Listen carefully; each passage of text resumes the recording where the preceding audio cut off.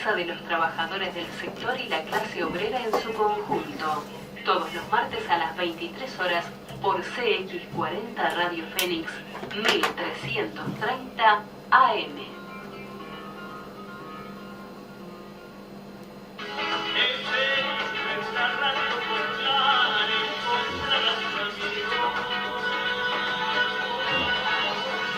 Francamente, con la conducción de Rubén Sánchez, un periodista con personalidad, de lunes a viernes, hora 16.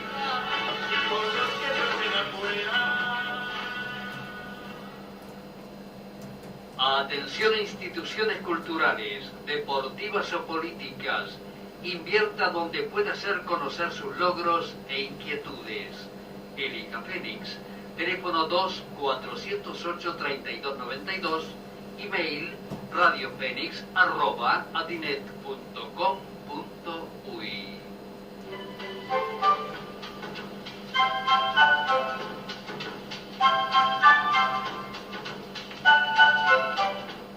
En los 1330 de su dial y desde la ciudad de Montevideo transmite la emisora popular del Uruguay.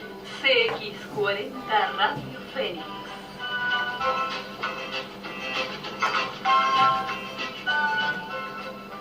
Milonga del tartamudo que siempre dijo que no. Yo soy pobre y no me vendo, y nadie me atropelló.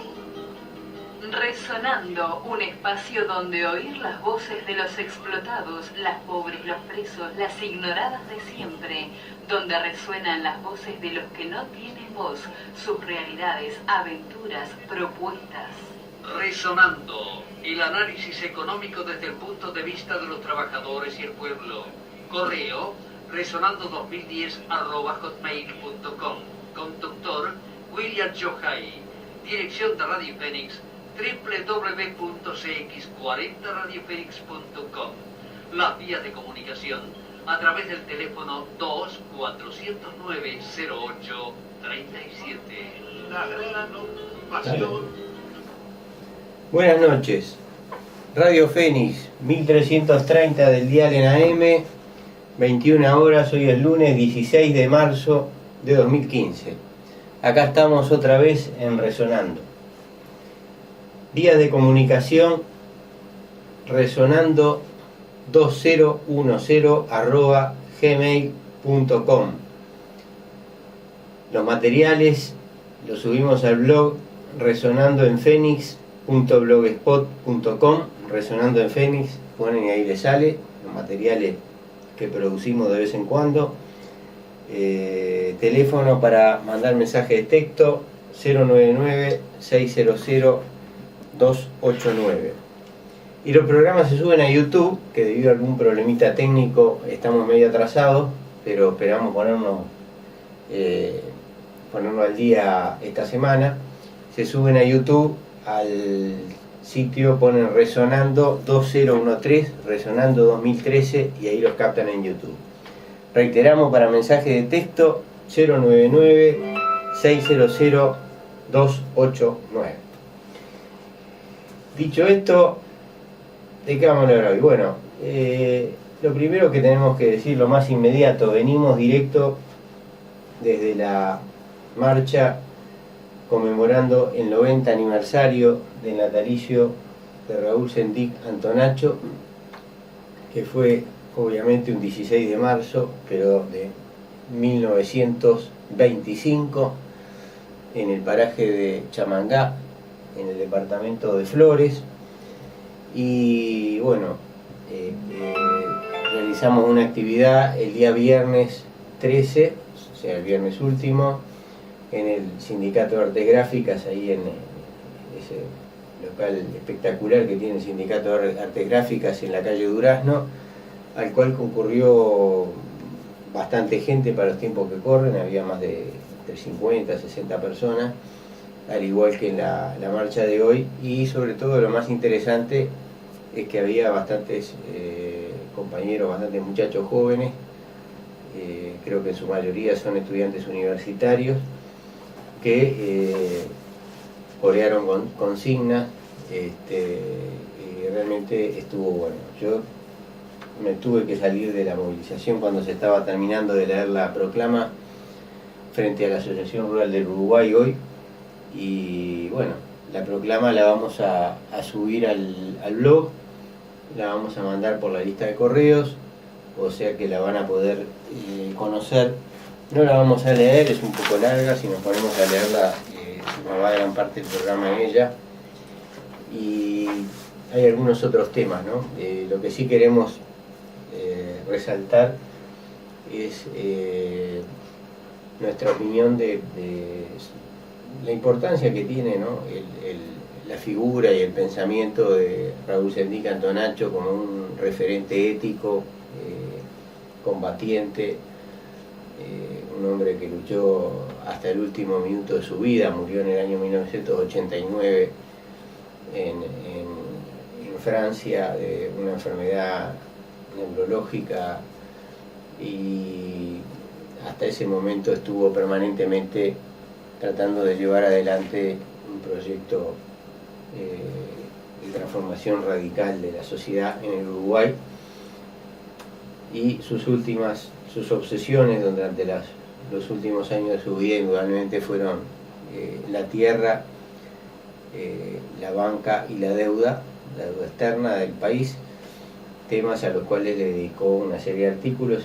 Les recuerdo a los oyentes que hicimos una recopilación de artículos de prensa de la época, y esos publicamos un librito de páginas naranja, perdón, de tapas naranja, en el cual hicimos un prólogo, el tambero Jorge Zabalza y otro yo, y ese libro, si nos lo piden, lo podemos conseguir, es muy barato, está a la venta 60 pesos, y tiene una recopilación, reitero, de los artículos de Sendic escritos después de salir de la cárcel, o sea, los últimos años, que yo creo que su lectura hoy, el día de hoy, es muy interesante.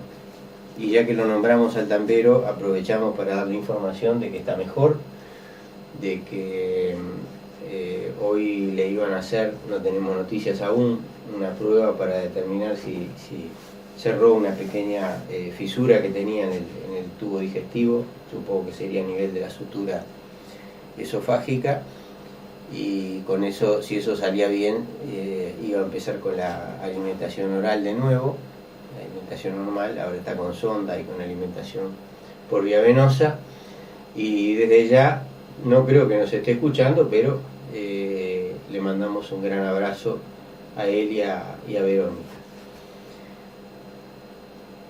¿De qué vamos a hablar hoy aparte de todo esto? Nos pareció interesante tratar el tema de Venezuela. Hoy hubo una movilización también, citada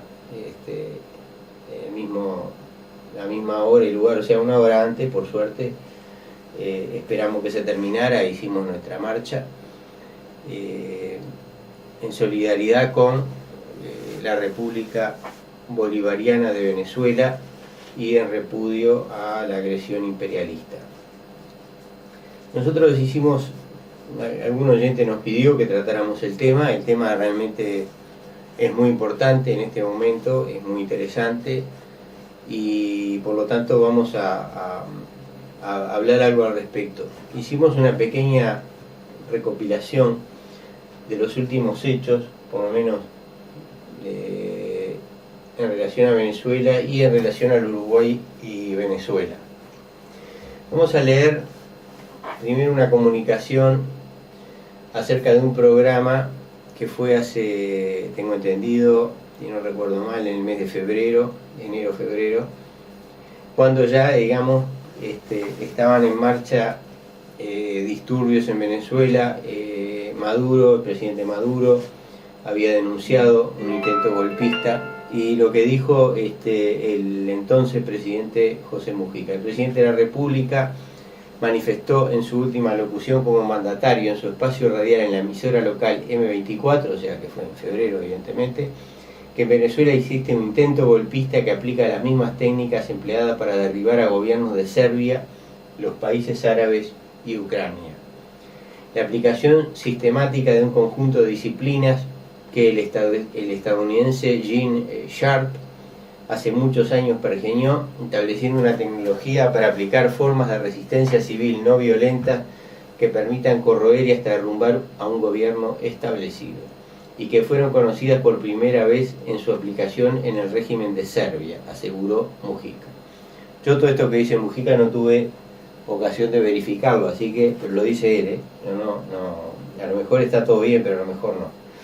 Indicó que las mismas técnicas fueron luego aplicadas durante las revueltas conocidas como la Primavera Árabe y en Ucrania, cuando se derrumbó el gobierno de ese país. Acá queremos hacer una aclaración. En la Primavera Árabe hubo de todo, ¿verdad? Hubo movilizaciones pacíficas, pero hubo también acciones desestabilizadoras de tipo violento, armadas, fomentadas, financiadas desde el exterior, y yo no creo que sea posible asumir un solo fenómeno como Primavera Árabe. Ya que estamos, lo decimos porque lo que dice acá Mujica no es correcto, ¿verdad? O sea, lo que pasó en Siria, por ejemplo, no es igual que lo que pasó en Egipto. En Egipto hay un movimiento muy importante, un movimiento popular que se levanta haciendo uso, o sea, aprovechando, motivado por una situación económica muy grave. En eso, en general, todos los fenómenos de la Primavera Árabe, que se conoce como Primavera Árabe, son comunes. Y se desarrolla básicamente en forma pacífica, liderado por una organización llamada Hermanos Musulmanes, que era una organización con un gran arraigo de muchos años en el pueblo de Egipto, por lo menos en una parte, la parte musulmana del pueblo de Egipto, y que logra el derrocamiento de un gobierno de lo peor, ¿verdad? Un gobierno represivo, un gobierno brutal, corrupto, que funcionaba a la perfección dentro de la estrategia imperialista de Estados Unidos y de Israel en el Medio Oriente, liderado por Hosni Mubarak. Ese gobierno cae, hay elecciones, las elecciones las ganan los hermanos musulmanes porque tenían un apoyo popular enorme, las ganan además por un amplio margen, pero después se produce un golpe militar, o sea, los hermanos musulmanes no iban a hacer ninguna revolución socialista ni nada por el estilo, pero de todas maneras no encajaban dentro del esquema imperialista, entonces se produce un golpe militar que derroca en el medio de una represión sumamente brutal al gobierno de los hermanos musulmanes y vuelve a instalar un régimen militar con características bastante parecidas a las que tenía el anterior, el de Hosni Mubarak. Se mantienen básicamente los mismos jerarcas militares gobernando. El ejército en Egipto tiene un enorme peso en la economía, o sea, controla una cantidad de empresas y todo vuelve a lo mismo. Pero ese es un caso de un derrocamiento en el cual se llevó adelante básicamente por vía pacífica. Lo que pasó en Siria es completamente diferente, ¿verdad? Hay manifestaciones populares y descontento por una situación económica que también se ha deteriorado gravemente, pero inmediatamente entran a tallar combatientes, o sea, fuerzas militares, algunas de fundamentalistas, extremistas islámicas, otras no tanto, todas ellas financiadas, armadas, entrenadas desde el exterior, y se desarrolla una verdadera guerra civil contra el régimen de Bashar el-Assad, que hasta hoy se mantiene, y se mantiene a un costo en vidas enorme, gigantesco. Han muerto ya cientos de miles de personas, hay varios millones de desplazados, o sea, es Primavera Árabe también, el proceso de Túnez es distinto. En Túnez cae un gobierno, es sustituido también con las mismas características represivas, es sustituido por otro que no ha cambiado tampoco la situación. Y por último está el caso más brutal, que es el caso de Libia, en el cual también se engloba dentro de este concepto de primavera árabe, que ahí sí es directamente una especie de levantamiento fundamentalista esencialmente, ¿no? No solo eso, pero fundamentalista islámico de lo peor, de lo más regresivo, y que es culminado exitosamente por la participación masiva de la aviación de la OTAN, que asesina, ametralla, bombardea ciudades enteras y logra doblegar a las Fuerzas Armadas de Muammar Gaddafi. Ahí es clarísimo, porque Muammar Gaddafi, si bien había tenido sus idas y venidas y sus vacilaciones, estaba planteando la creación de un Banco Central Africano que iba a sustituir a las organizaciones multilaterales de crédito, como el Fondo Monetario, el Banco Mundial, etc. Y iba, digamos, a dar, ponía en riesgo la hegemonía monetaria, militar y política del imperialismo anglo-norteamericano y europeo en África. Entonces, esto de primavera árabe, Ucrania y cosas pacíficas, y por último Ucrania, ¿verdad? La caída del gobierno de Yanukovych, un dirigente corrupto, que estuvo vacilando en llegar a un acuerdo con la Unión Europea para integrar a Ucrania a la Unión Europea. A último momento él da marcha atrás cuando le imponen una cláusula que prácticamente significaba poner al país de rodillas ante las autoridades del Banco Central Europeo y del Fondo Monetario Internacional. Aquí lo que se produce es, sí, manifestaciones hasta cierto punto pacíficas, hasta que los sectores fascistas, nazis, pero digo, acá cuando decimos fascista no estamos aplicando un calificativo gratuito, no.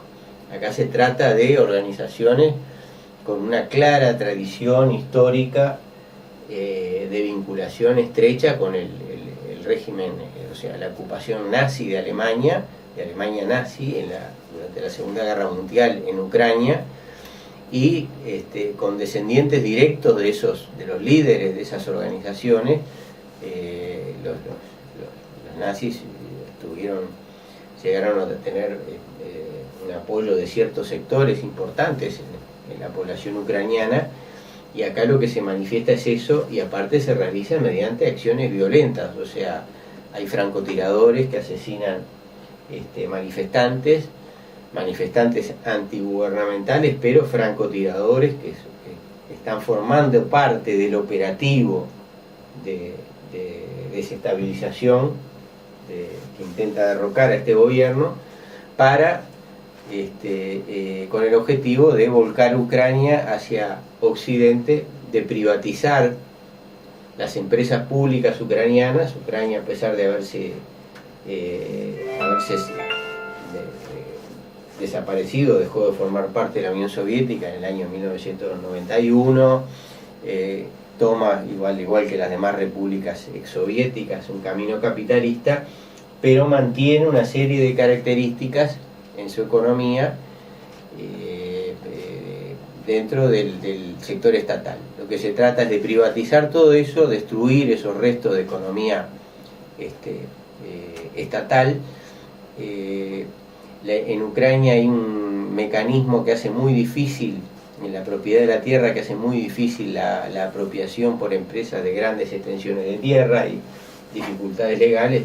Se trata de destruir todo eso para que las empresas de Occidente, que ya sabemos cuáles son, no hace falta Monsanto, Cargill, etc., se apropien de las tierras fértiles del occidente ucraniano, que están entre las tierras más fértiles del planeta, ¿verdad?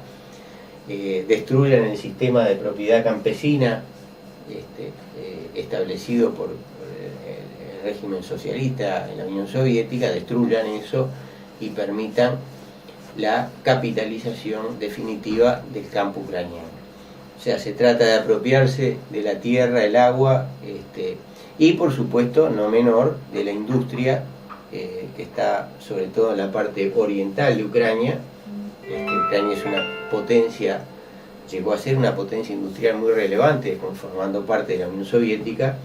Y para darles un dato que tal vez no todos conozcan, los aviones más grandes que hay en el mundo de transporte, el Antonov 124, se fabrican precisamente en Ucrania, ¿verdad? Entonces, Primavera Árabe, Ucrania, Pacíficos, el estadounidense Ginesar, bueno, de Pacífico nada, ¿verdad? Todos estos procesos tienen una conjugación de cuestión pacífica y violenta. En ese sentido, es lo mismo que está pasando en Venezuela, y ahí en lo esencial podemos coincidir con el presidente Mujica cuando habló de estas cosas.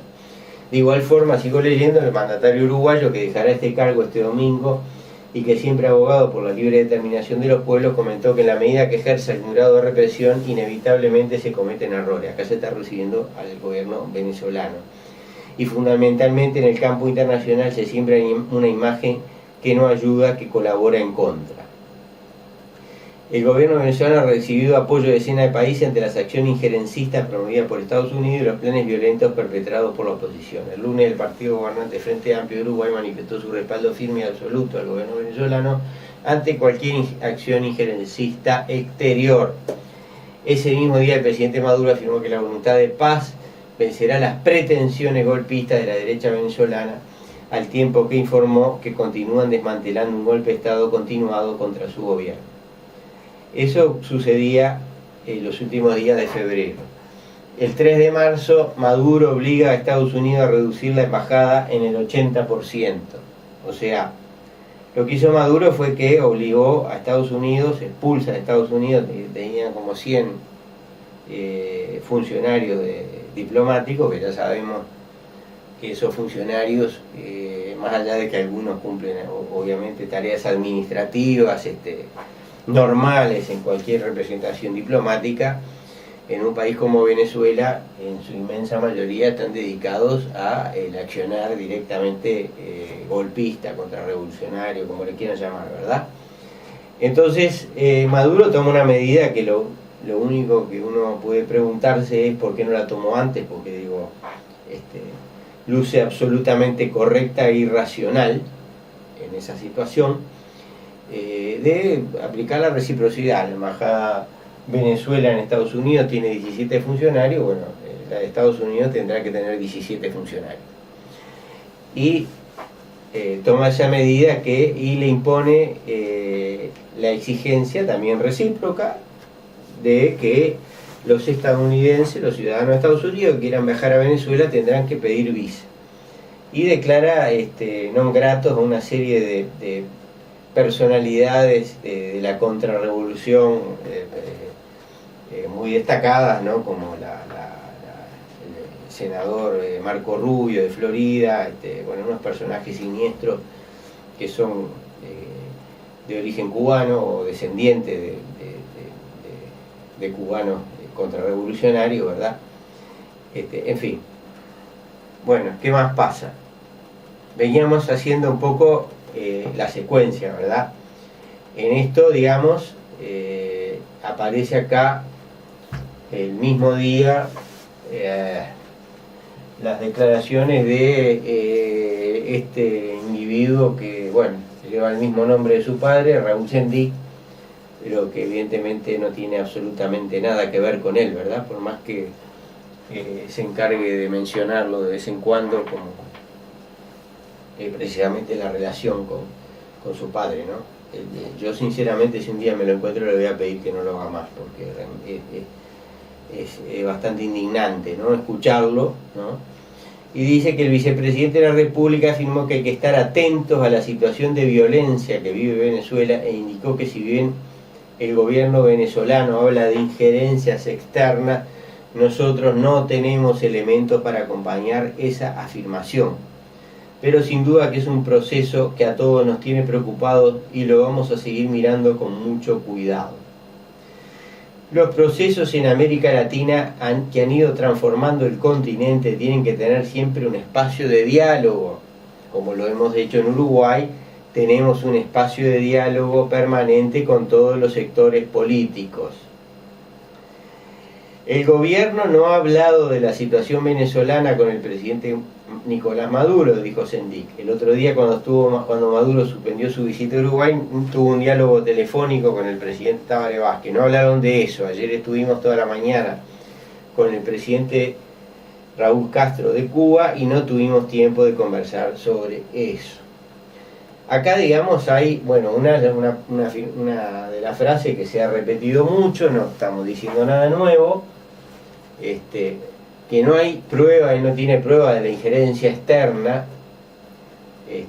cosa disparatada, ¿verdad? Porque cualquiera que haya vivido en América Latina los últimos 30 o 40 años, o que haya leído, si no lo vivió, sabe perfectamente cómo opera el imperialismo norteamericano en América Latina, y es evidente que un proceso como el venezolano, que ha tomado medidas que han molestado mucho a un número de empresas transnacionales, entre ellas yanquis, y que además se ha acompañado de una política de Chávez de fomentar la unidad de América Latina, la unidad en la diversidad, o sea, países con distintos regímenes políticos y sociales, pero ha hecho, inclusive aportó recursos significativos, ¿verdad?, para llevar adelante, formar un frente latinoamericano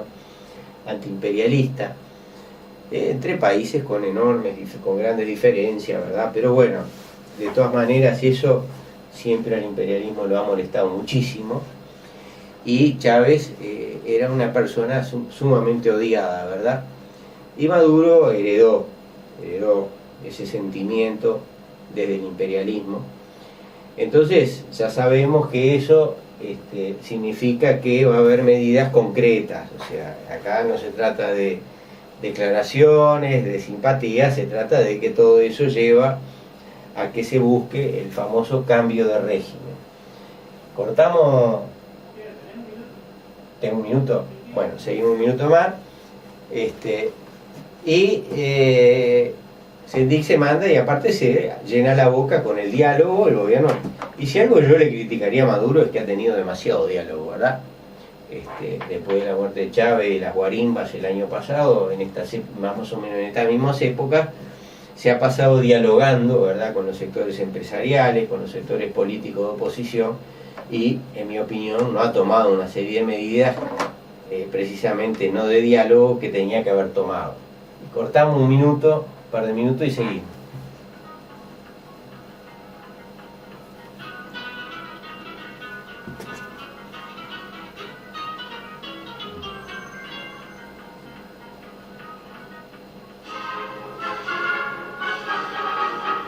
Todos los días a las 13:30 Música de España, un espacio presentado por Hotel Colón de la ciudad de Mercedes. Más que un hotel, un lugar para disfrutar. Teléfono 4532 4720 y 4721.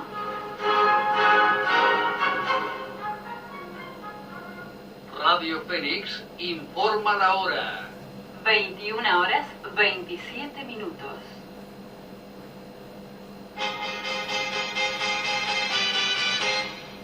Porque la música no tiene edad, simplemente oldies. Los martes a la hora 20, idea y compaginación musical, Ramón Siuca Díaz.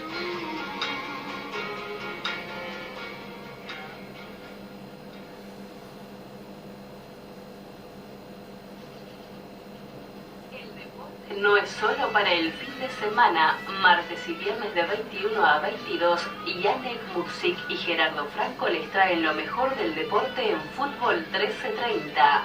Somos más que fútbol, somos Fútbol 1330. conductor debe ser la mezcla de hombre y la idea. Taxi Obrero, un espacio de participación y difusión orientado en la defensa de los trabajadores del sector y la clase obrera en su conjunto. Todos los martes a las 23 horas por CX40 Radio Fénix 1330 AM.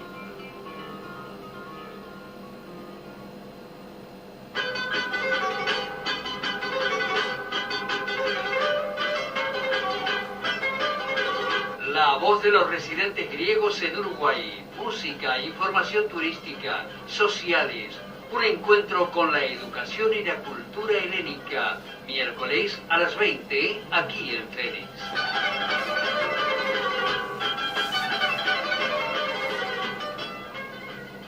Atención a instituciones culturales, deportivas o políticas, invierta donde pueda hacer conocer sus logros e inquietudes. Elija Fénix, teléfono 2-408-3292, email radiofénix@adinet.com.uy.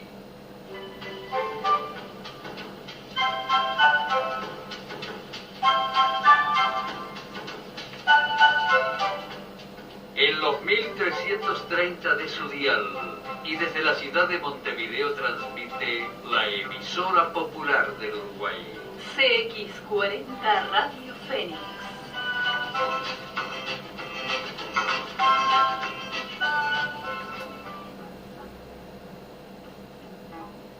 Dale, cuando quieras. Bueno, seguimos.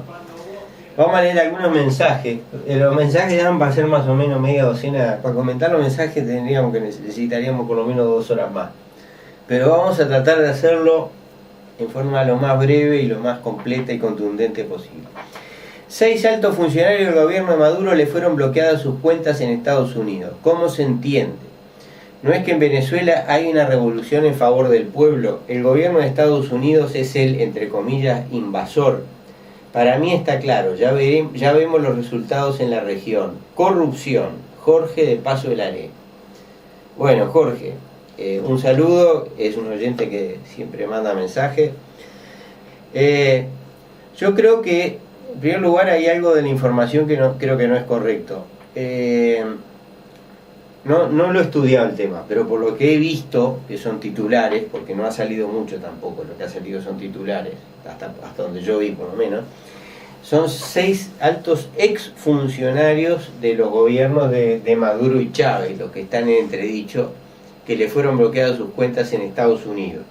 O sea, aparentemente, inclusive creo que gente que ya no vive en Venezuela. Y toda esta información yo hasta ahora la tomaría con pinza, ¿verdad? Es un asunto que viene por una investigación sobre lavado de dinero de un banco en Andorra, creo, que está vinculado a un banco, un banco español, y la investigación viene por ese lado, pero da la casualidad, entre comillas, que de lo único, porque no es que había 6 que lavaban la plata, supuestamente de 6 exfuncionarios del gobierno venezolano. Aparentemente lavaban la plata de muchísima otra gente, pero lo único que salta a los titulares es estos 6 exfuncionarios del gobierno de Venezuela, ¿verdad? Entonces yo esta información por ahora la tomaría con muchas pinzas, ¿verdad? Ahora, que en Venezuela hay mucha corrupción, de eso no cabe la menor duda, no es que yo lo diga, lo han dicho jerarcas del gobierno de Venezuela, ¿verdad? La ex presidenta del Banco Central de Venezuela, Edmé, no estoy seguro del apellido, pero el primer nombre me quedó, Edmé, denunció que se habían fugado, no recuerdo si fue en el año 2012, 20.000 millones de dólares, ¿no?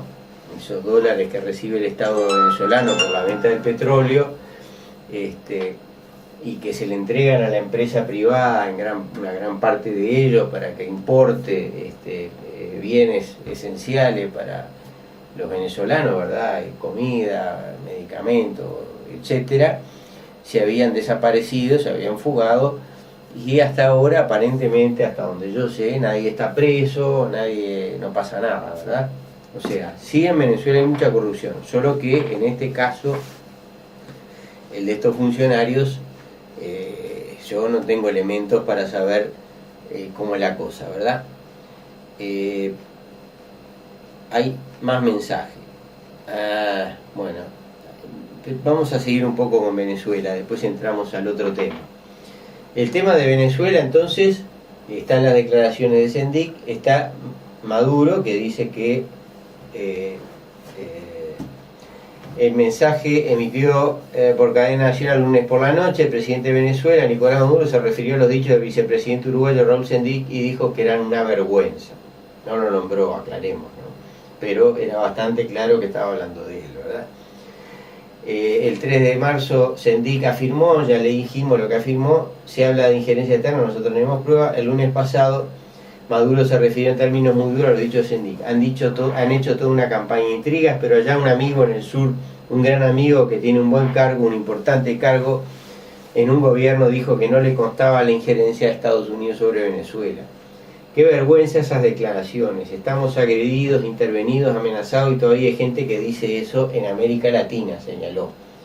Sendik declaró al diario El Observador, eso ya lo leímos, al final de su discurso Maduro volvió a aludir a todos quienes critican a su país. Yo no dejo pasar una, en la escuela de Chávez no podemos dejar pasar una, de nadie, sea quien sea, Venezuela se respeta. Que lo sepan los que les gusta confundirse en sus debilidades. No acepto un solo comentario sobre Venezuela de nadie, que orará de nuestra dignidad y nuestra soberanía, aseguró, y añadió, a veces Chávez me decía, tranquilo Nicolás, que el mundo está lleno de cobardes, cuando por allá sale un cobarde a tratar de ganar indulgencia con los gringos. ¡Ay, qué chévere! Vas a ser presidente, ¿oíste? Los cobardes son olvidados por la historia, así de sencillo, y al que le caiga la chupa, dicen en Venezuela. O sea que le dio duro a nuestro vicepresidente, a mi juicio, en forma totalmente justificada, ¿no? Porque realmente él no tenía que haber dicho lo que dijo. Lo peor es que yo creo que dijo lo que piensa, ¿verdad? O sea, él, estoy seguro que piensa eso, ¿verdad? Es un tipo que está completamente del otro lado, ¿no?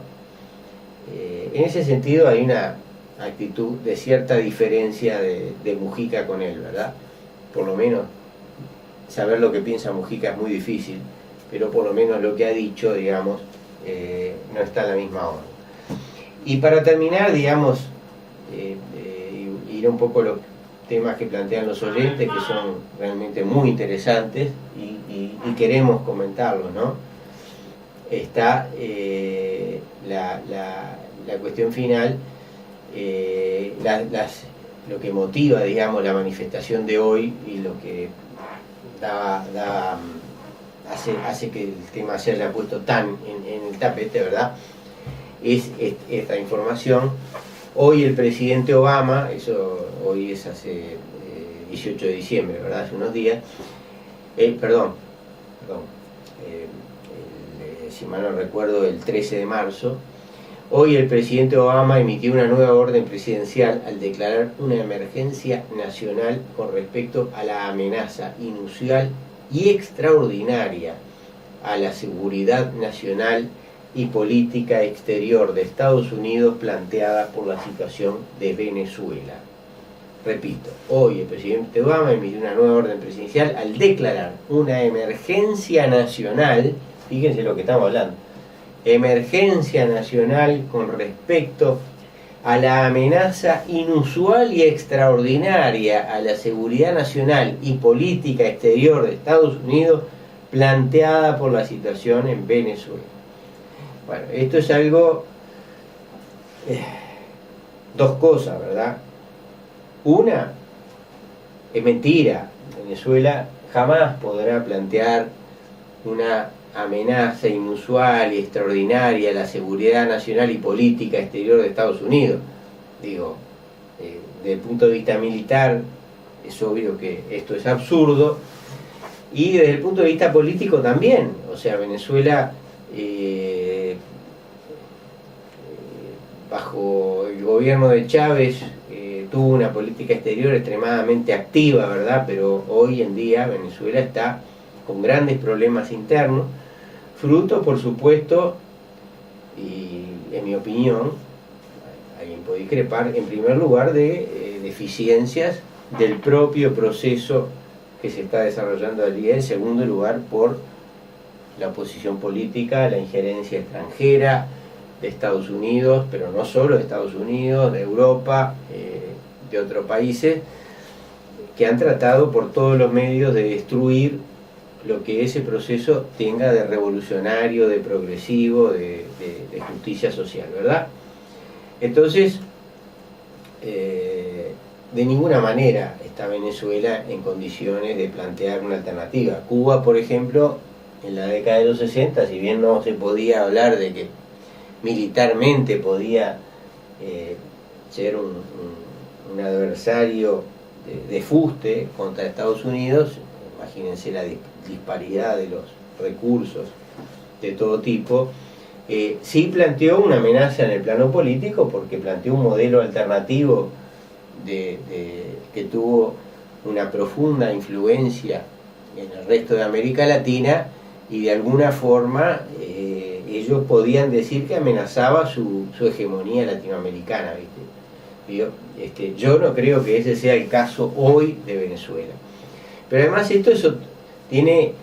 ¿qué es lo fundamental de esto? Lo fundamental de esto no es que sea falso. Lo fundamental es que cuando los yanquis te dicen que vos sos una amenaza inusual y extraordinaria a la seguridad nacional de Estados Unidos, te están diciendo que te van a invadir. Porque digo, o sea...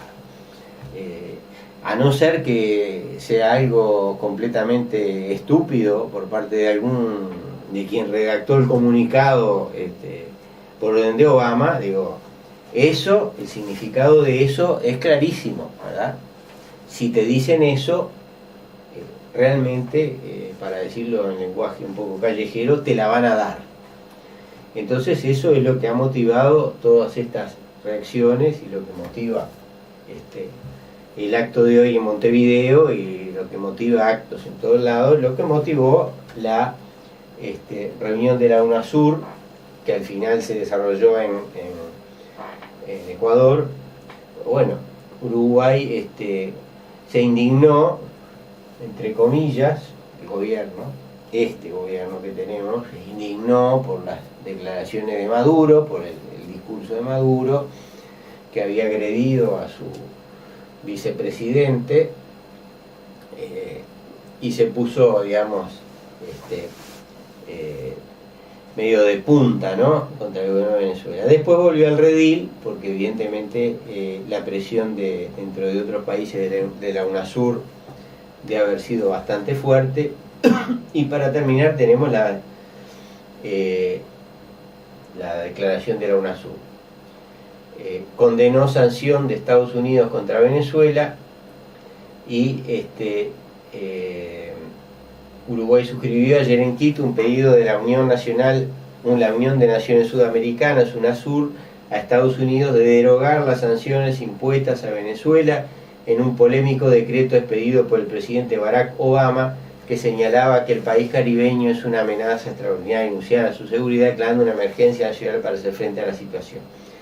El canciller Rodolfo Niño actuó como presidente de turno en la inusual cumbre de bloque que se iba a realizar en Montevideo, pero por entredichos entre el presidente Maduro y el vicepresidente Sendik se cambió repentinamente de sede para la capital ecuatoriana. Antes de comenzar la reunión, un ministro uruguayo pidió a los países miembros una declaración clara y contundente que demuestre la unidad de los países de la región. O sea que el asunto, en definitiva, por suerte salió bastante bien para Venezuela, porque más allá, reitero, de todas las discrepancias, las reservas que nos puedan merecer, digamos, no por las razones que dice la prensa, por las razones opuestas, ¿verdad? No porque haya tomado medidas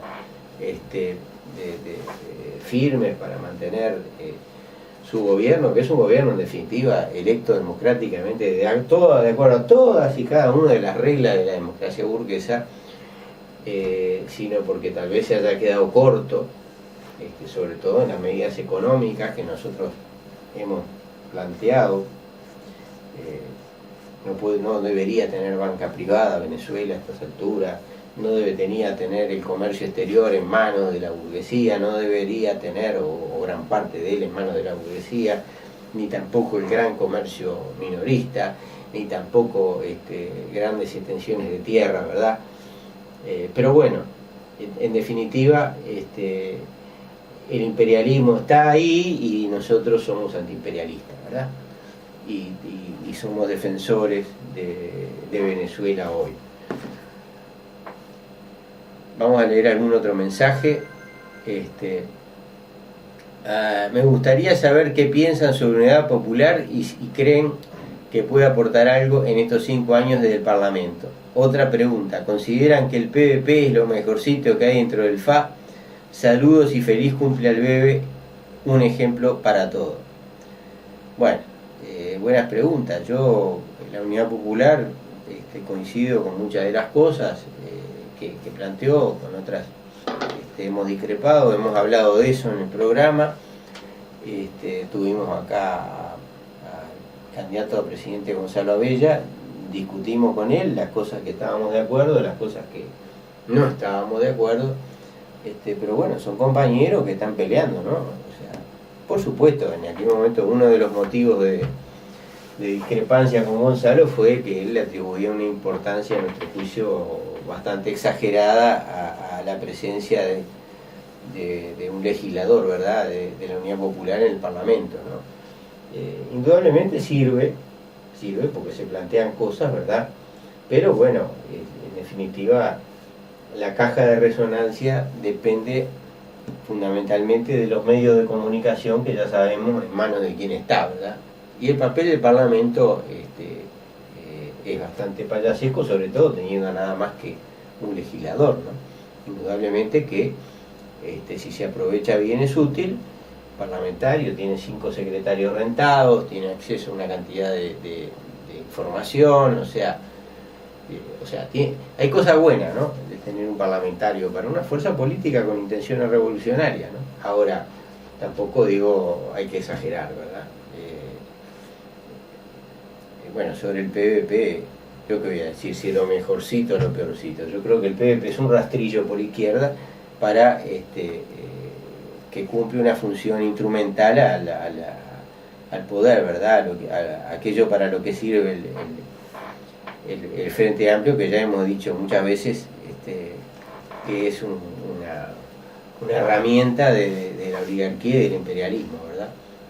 Raúl se pelea con Venezuela, Mujica defiende a Caprile, la Carrió mezcla todo, la UCR radical hace alianza con el PRO. Me lo explican un poco, abrazo el Gaita.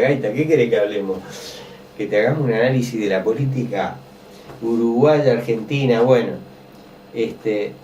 Mujica dentro de la ha hecho algunas declaraciones más o menos felices y otras profundamente infelices, ¿no? Por defender a Caprile. Caprile es un personaje siniestro, ¿verdad? Que si bien tácticamente no se ha volcado a la línea más violenta contra el gobierno de Maduro, indudablemente está cumpliendo la misma función, ¿no? Esto es un juego de pinza, de tenaza. Por un lado, los que van directamente a la violencia, como que está preso, López, y su mujer, la Corina Machado, y otra serie de personajes. Y por otro lado, los que plantean la vía pacífica de esperar las elecciones, pero todos tienen el mismo objetivo, de que a Venezuela venga algo muy malo, ¿no? Porque además yo estoy seguro que si llegan a derrocar a este gobierno, se viene una bola represiva, ¿verdad? Lo que va a pasar en Venezuela va a ser muy malo. Y las consecuencias en el resto de América Latina también van a ser muy malas, ¿verdad?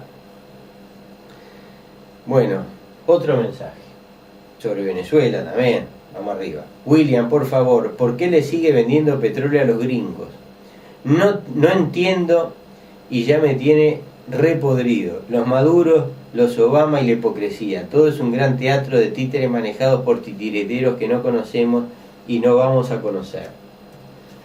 Bueno, yo pienso que acá lo del petróleo a los gringos. Bueno, el petróleo, digamos, es un commodity, o sea, que es una cosa que se produce, no todos los petróleos son idénticos, ¿verdad? El petróleo venezolano es más pesado, hay petróleo más liviano, bueno, pero vamos, es una cosa que se produce en un montón de lugares del planeta y se consume absolutamente en todo el planeta, ¿verdad? No hay ningún país que no consuma petróleo, más o menos. Todos consumimos montones de petróleo. Y se produce en montones de lugares. Entonces, que Venezuela se lo venda a Estados Unidos o que se lo venda a China es, en mi modesta opinión, completamente irrelevante, ¿no? Además, digo,